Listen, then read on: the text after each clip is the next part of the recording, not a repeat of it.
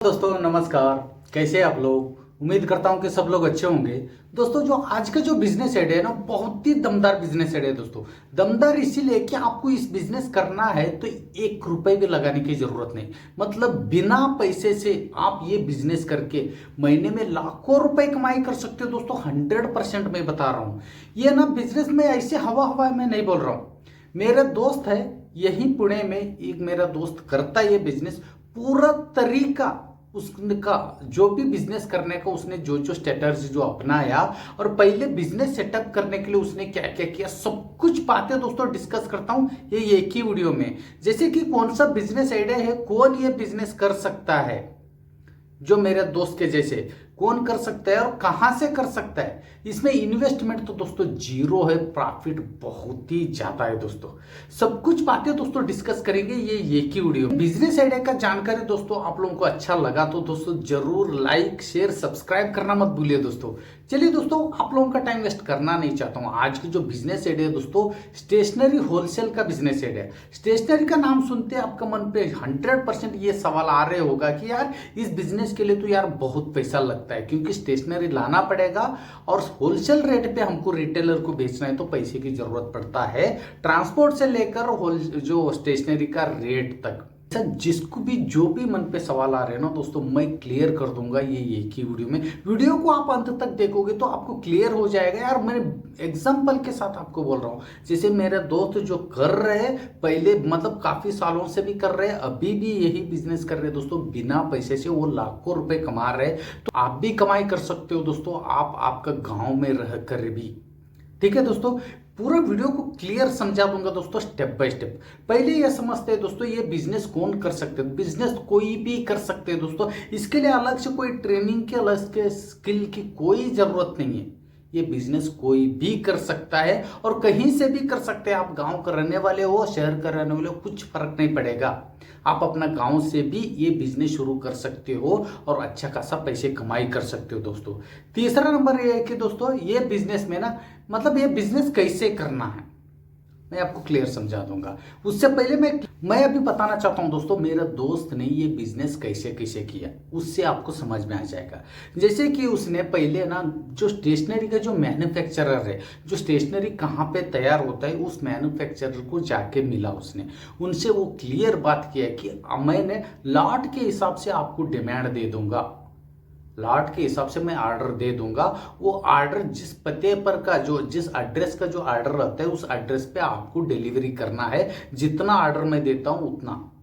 ठीक है, कोई भी मैन्युफैक्चरर हाँ बोलेगा, क्योंकि मैन्युफैक्चरर का एक ही मकसद रहता है उनका प्रोडक्ट सेल करने का। चाहे डिस्ट्रीब्यूटर को सेल करो या होलसेलर को सेल करो या रिटेलर को सेल करो या किसी को भी सेल करो, कस्टमर को सेल करो, उनसे कुछ फर्क नहीं पड़ेगा। उनको सिर्फ एक ही मकसद है कि उसने जो भी प्रोडक्ट बना रहे, जो नोटबुक गिटबुक जो बना रहे, वो नोटबुक है, वो सिर्फ उसका मकसद एक ही है कि सेल करने का। चाहे आप हो या कोई भी हो, उनसे कुछ लेना देना नहीं, उनको पैसा आना चाहिए, उनका प्रोडक्ट बिकना चाहिए, यही मकसद रहता है जो मैन्युफैक्चरर का। वैसे सेम आप उनसे आप बात कर सकते हो। आपने जो मैंने नोटबुक का मैं ऑर्डर दे दूंगा और ऑर्डर देने के बाद मैंने फ़ोन में ऑर्डर दे दूंगा और फ़ोन पे आपको एड्रेस बताऊंगा। आधा पैसा मैं पहले दे दूंगा, आधा पैसा डिलीवरी करने के बाद मैंने जिसमें जो भी एड्रेस देता हूं मैं वहां पे आप डिलीवरी करोगे, उसके बाद आपको आधा पैसा मैं दे दूंगा। उनसे आपका क्लियर बात कीजिए। उसने मेरा दोस्त भी सेम ऐसे ही बात किया था। उसके बाद मैन्युफैक्चरर पहले हाँ बोलेगा, उसके बाद उनके पास एक कैटलॉग लीजिए। कैटलॉग मतलब कुछ फोटोज लीजिए। फोटोज मतलब इजी से बोल रहा हूं मैं आपको, कितना पेजेस का जो नोटबुक है उसको कितना पैसा मिलेगा, मतलब कितना पैसा आपको मैन्युफैक्चरर को देना पड़ेगा, मतलब क्या रेट है, कितना पेजेस का नोटबुक का क्या रेट है। मैन्युफैक्चरर से आप कैटलॉग लीजिए, एक प्राइस लिस्ट लीजिए। एग्जाम्पल के तौर पर मैं आपको क्लियर समझ में आ जाएगा ऐसे बताने से। 10 रुपए का जो मैन्युफैक्चरर के पास 10 रुपए का एक नोटबुक है समझ लो, वो डिस्ट्रीब्यूटर लेगा 10 रुपए का नोटबुक, डिस्ट्रीब्यूटर लेगा, वो होलसेलर को बेचेगा 15 रुपए में। होलसेलर 15 रुपए में डिस्ट्रीब्यूटर से लेके रिटेलर को बेचेगा वो 20 रुपए में। रिटेलर 20 रुपए में होलसेलर से लेके कस्टमर को बेचेगा वो 30 रुपए में, क्योंकि सब लोग अपना अपना प्रॉफिट निकाल के 10 रुपए का नोटबुक डायरेक्ट कस्टमर का हाथ में आने तक 10 रुपए का नोटबुक सीधा 30 रुपए होता है दोस्तों। लेकिन आप यहाँ पे डायरेक्ट मैन्युफैक्चरर से 10 रुपए में लेकर डायरेक्ट कस्टमर को 20 रुपए में भी बेचा या 15 रुपए में बेचा, ऐसा कौन सा कस्टमर है बताओ कि नहीं लेगा आपसे। लेकिन ये सब बात सुनने के बाद आपको ऐसा लग रहा होगा यार कस्टमर को बेचना है घूम घूम के हमको, वैसा नहीं है दोस्तों, लाट के हिसाब से सप्लाई करना है। जैसे कि मेरा दोस्त जैसे करता है वो मैं आपको बताऊंगा। उसके बाद मैन्युफैक्चरर को मिलने के बाद उसने क्या किया, जितना भी उनका गांव में जो प्राइवेट स्कूल है, जो सरकारी स्कूल में नहीं, सरकारी स्कूल में सरकार का ही स्टेशनरी आता है, वो लोग आपसे नहीं लेगा।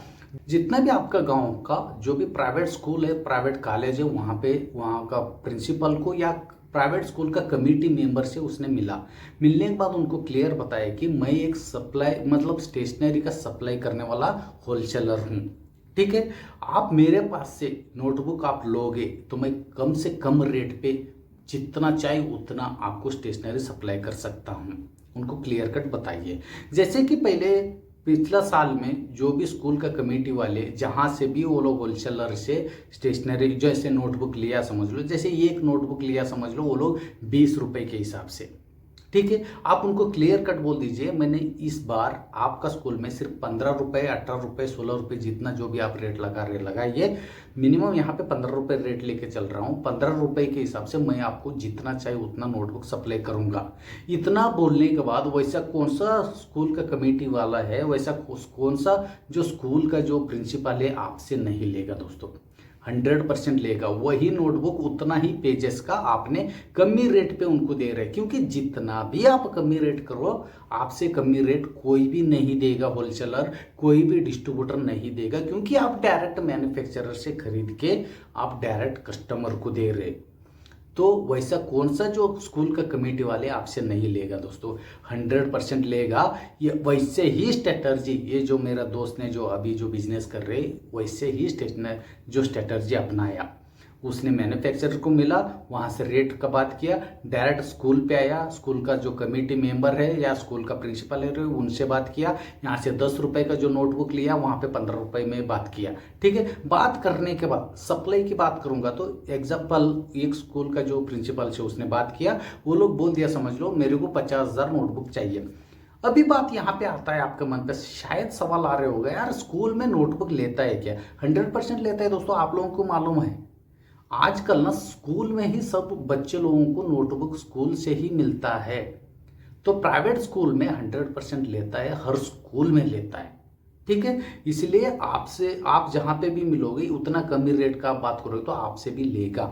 मिनिमम एक स्कूल में 1st स्टैंडर्ड से लेकर 10th स्टैंडर्ड तक का स्कूल है तो कितना सारे बच्चे होंगे, ठीक है। और एक एक बच्चे का मिनिमम 8-8, 10-10 नोटबुक देता है स्कूल वाले। एग्जाम्पल के तौर पर समझाता हूं दोस्तों, एक स्कूल में आपको सिर्फ 10,000 नोटबुक का ऑर्डर आ गया, सिर्फ 10,000 नोटबुक का ऑर्डर आया तो आपको क्या करना है, सीधा मैन्युफैक्चरर को कॉल करना है, उस स्कूल का एड्रेस देना है, उनको बताना है इस स्कूल पे आपको इतना 10,000 नोटबुक सप्लाई करना है।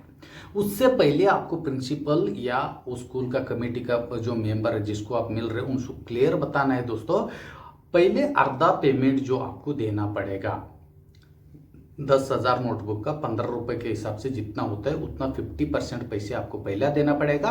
क्योंकि हम पहले जो अभी जो नया बिजनेस में अभी नया मार्केट में आया है 1-2 साल तक हम पहले पैसा लेंगे, 1-2 साल के बाद आपका मेरा हमारा जो विश्वास अच्छी तरह से चला तो बाद में हम क्रेडिट का बात करेंगे, उधारी का बात करेंगे, ठीक है। इसलिए 50% जो पैसा है आपको पहला पेड करना पड़ेगा, कोई भी स्कूल वाला देगा क्योंकि बहुत कम रेट पे आप स्टेशनरी सप्लाई कर रहे हो। कोई भी स्कूल वाला जो प्राइवेट स्कूल वाला यही सोचता है कि जितना कम हो सकता है उतना कम ही रेट पे हमारे पास मटेरियल आना चाहिए। बहुत सारे स्कूल का यही मकसद रहता है, तकरीबन सभी स्कूल का।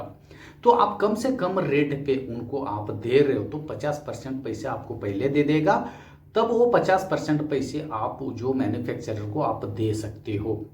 नहीं है तो मैन्युफैक्चरर से आप क्लियर बात कीजिए, जर स्कूल वाला आपको नहीं दिया, वो क्लियर ऐसा बोल दिया नहीं भाई तू सप्लाई करने के बाद ही मैं पैसा देता हूँ पूरा, तो बोलने के बाद आप मैन्युफैक्चरर को बोलना है यहाँ पे आप मटेरियल जो सप्लाई करो और खड़े खड़े आप अपना पैसा लेके जाओ। कोई भी मैन्युफैक्चरर मना नहीं करेगा, क्योंकि उनको उसी समय पैसे मिलने वाला है तो वो सप्लाई करेगा। जैसे डिलीवरी करेगा उस समय डिलीवरी करने से पहले आपको मैन्युफैक्चरर कॉल करेगा, क्योंकि आप उनको बोल दीजिए जब आपका गाड़ी स्कूल के सामने आया तो मुझे कॉल करो, मैं पैसे दिला दूंगा। ठीक है, गाड़ी जब स्कूल पे आते ही जो आपको कॉल आ जाएगा, आप कॉल आते आप उस स्कूल में पहुंच जाइए।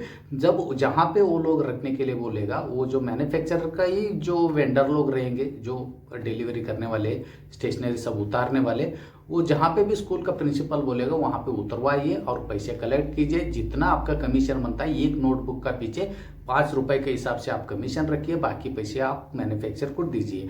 10,000 का नोटबुक का पीछे, एक नोटबुक का 5 रुपए के हिसाब से 10,000 का नोटबुक का सीधा हो गया दोस्तों 50,000 रुपए। एक स्कूल की बात कर रहा हूँ। सिर्फ आपने पूरा सीजन में सिर्फ 10 स्कूल 10,000 नोटबुक का ऑर्डर के हिसाब से पकड़ लिया तो 5 लाख रुपए एक सीजन पे कमाया दोस्तों।